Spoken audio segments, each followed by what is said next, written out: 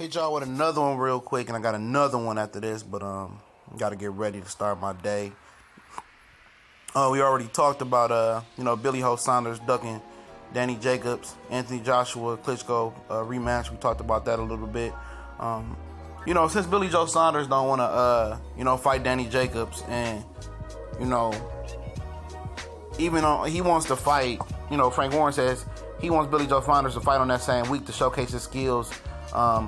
And try to make him, make people pique their interest about Billy Joe Saunders and the winner Canelo and Triple G, because that's where he wants to go next with the fight.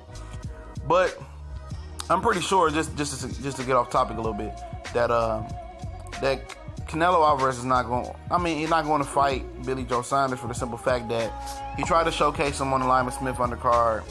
Billy Joe Saunders didn't want to fight Rosado or Monroe. He was acting like a bitch. It was going to be, if he fought an undercard, he beat Rosado Moreau. He would have got the Cinco de Mayo date. So they didn't went with Chavez Jr. or whatever. So, it is what it is. Canelo's not going to deal with him. I think he's already has a deal in place after the Triple G fight, if he beats him, that he's going to fight Miguel Cotto for a rematch. So that's what that is. But, Billy Joe Saunders, man, why, if he wants to fight that week, especially if he wants to fight in America, why not fight Peter Quillin? I understand that Peter Kid Chocolate Quillin is coming off a long layoff and a knockout to Danny Jacobs. I guess he had to get his mind right. And I don't think the knockout was so devastating. It was a good knockout, but I don't think he didn't even hit the canvas. I don't think the knockout was that devastating in my opinion. Where he had to take a year and some change off almost, if my math is correct. I'm not sure, but I don't understand why. I understand that he's a late starter and all that other shit. But why not, 6 months off, then train and get ready for a fight. 8-week fight. Less than a year, you should have been back fighting. Even though it was the piss poor of the motherfucker of the boxing world, the piss poor level guy, he should have been back. And this long layoff for him, I don't think it's going to be inducive to him though.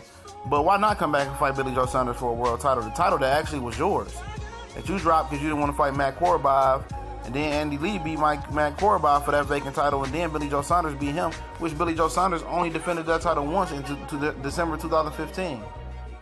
It looked terrible. This is a guy who's coming off a long layoff as well, and Billy Joe Saunders. So it equals up, I'm pretty sure, Peter Quillin can beat Billy Joe Saunders. I'm pretty sure probably Billy Joe Saunders can compete and beat, Peter Quillin. They could put this shit on Friday of the fight. Make it, Golden Boy can make a deal with ESPN and put it on ESPN. Or you can do a little PBC little fight on that Friday. Give him a date. Since Danny Jacobs is going to be on the Canelo Triple G undercard, it sounds like, and hopefully it's versus David Lemieux, give these dudes a Friday fight, opening Friday fight card on FSN 1. Al Hammond can do that and give Billy Joe Saunders some money. They could put it on Box Nation or wherever Sky Sports, and he can get some money from there, and he'd be good. It's a fight that fans, I think, will want to see. The return of Peter Quillin. I understand he was out a long time, and he rebuilt his career with Virgil Hunter. I don't know what his weight looking like. I insinuated that he might go up after he get knocked out by Danny Jacobs, but I wouldn't do that because there's a lot of low-key boogeyman at 168 pounds.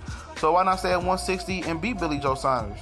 If you truly wants to prove that you're the best and fight Danny Jacobs again, I don't know if that's his ambitions. He's done a lot of interviews and sparring here and workout videos here. He's been showing his face, but at the end of the day, I understand people say, oh, he needs a soft touch back. Well, this is the same guy in Billy Joe Saunders who, most people don't regard, hold in high regards. He beat one top 10 guy, I think, and everybody else was outside the top 10, including Ebanks Jr., who wasn't shit at 160 pounds, in my opinion. He didn't do shit. He dug Danny Jacobs as well. So why not do it? If you're Peter Quillin, why not, call L and say you want that fight? I'm pretty sure Billy Joe Saunders will be licking his chops as well. It'll be a mutual opponent versus Danny Jacobs, and Danny Jacobs is a guy that's kind of in the running with you to get the winner of that fight, to be honest. Even though you hold the title, you hold the key to the undisputed championship. But I think more people want to see Danny Jacobs versus Canelo because Canelo's not going to opt for that WBC title. They still beefing. I don't know if they made amends yet behind the scenes, but they still beefing. He doesn't want the title. So it would be no point for him to be undisputed champion the goal for Billy Joe Saunders WBO belt, because he won't be undisputed champion. He already had a WBA and the IBF. He cool with that, because he's not gunning for the undisputed apparently, unless he opts to fight for Triple G's WBC belt. So a lot of people gonna call for that Danny Jacobs fight for Canelo. And shout out to my boy Big Cool over at Colossal Boxing Talk CBT for saying Canelo can't dunk anybody. After the Triple G fight, you gotta fight the best.